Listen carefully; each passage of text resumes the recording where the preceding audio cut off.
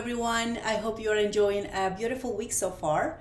I am really excited to share with you this quick video about how to create sacred space for your spiritual practice. This is a quick idea on how to set the tone or create an ambience for your daily spiritual practice. It could be any spiritual practice or specifically the practice that we're going to be sharing via Dancing Towards Equilibrium Challenge. As you can see, I have a few items here to represent the elements that I believe should be part of any sacred space. And just as a disclaimer, this is not necessarily a video on how to make an altar. This is just a general idea on how to set the tone to honor your spiritual practice. If you already have a designated space in your home, like a room or a corner or a table, you might already have these elements present on your sacred space.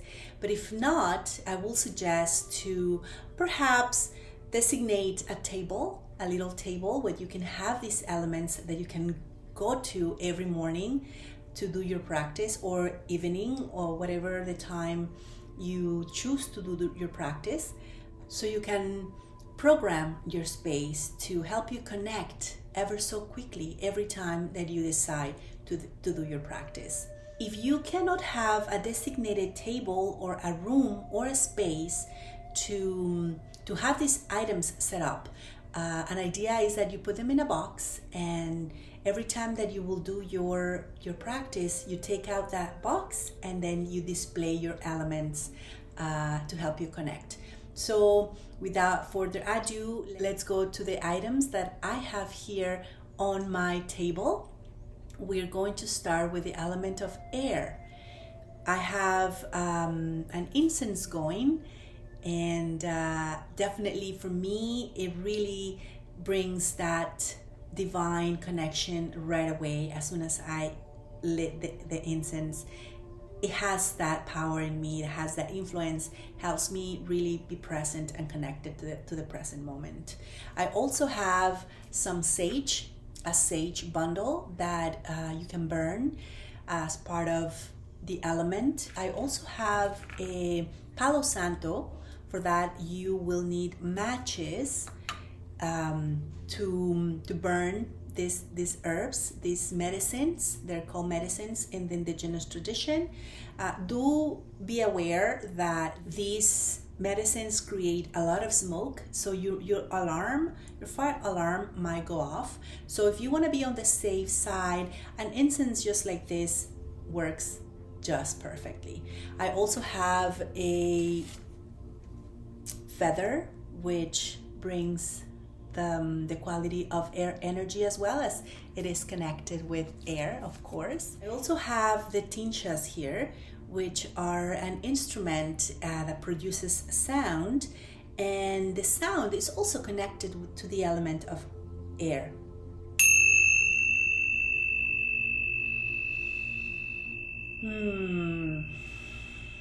It's the vibration of the sound that help you connect, ground, and feel really, really aware of your present moment. You can use any instrument. It could be a singing bowl, it could be a rattle, it could be a drum, anything that connects you with spirit, and you can have it on your altar as well, symbolizing the element of air. We're gonna move on to the element of water, and for that I have here a little beautiful wooden cup. It is filled with water. You cannot see it, but the water is there. So the quality of water element is a beautiful quality. It is able to dispel negative energy and also attract and absorb positive energy. I'm not going to go into all the beautiful qualities of water. That I leave it to you to do some more research and get more inspiration about it. But water is one element that needs to be part of the sacred space. I also have these beautiful spray smudge that you can use if for any reason you're not able to get some incense. That's kind of like a combination of water and earth as well here. So you just spray either yourself. This is a beautiful rose water, and you can also spray either your table or your space with it. And this is a lovely sweetgrass smudge that is just divine.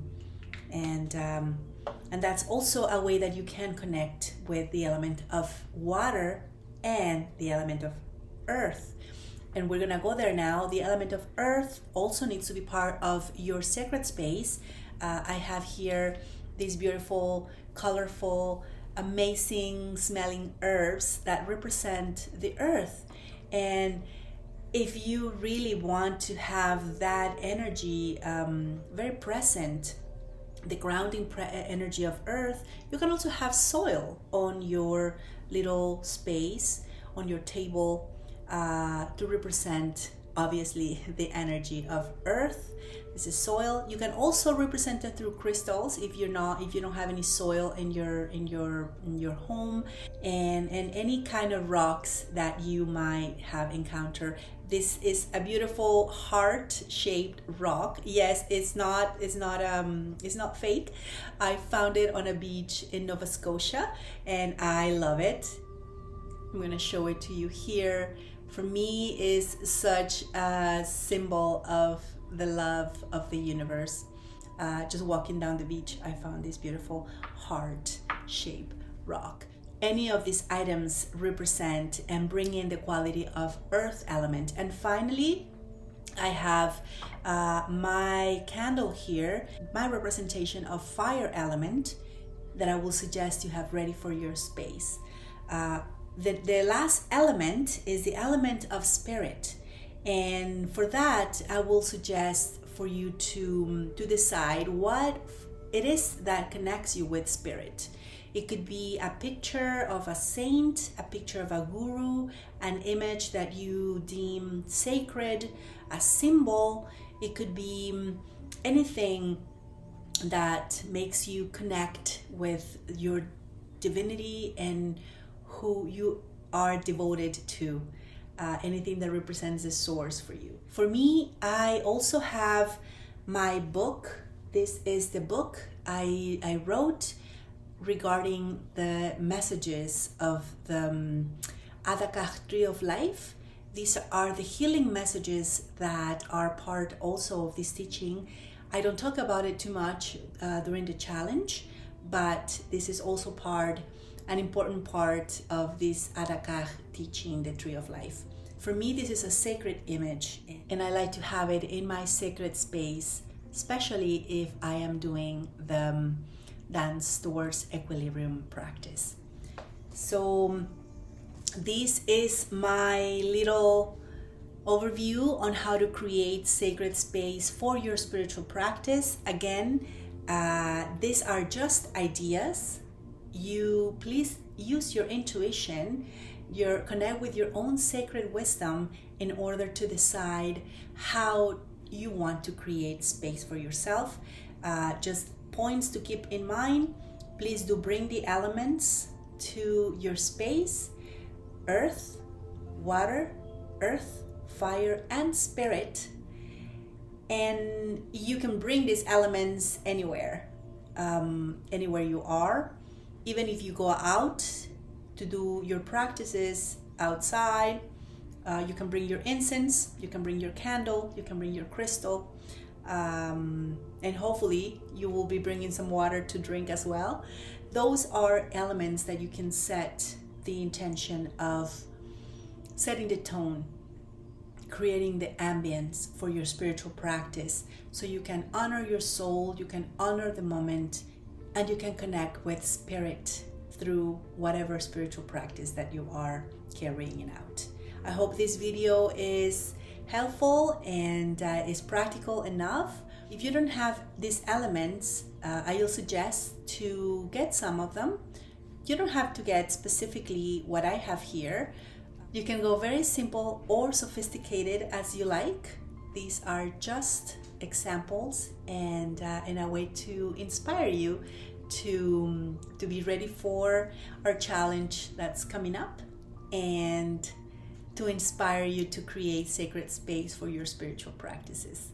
Thank you for listening, and I will see you there.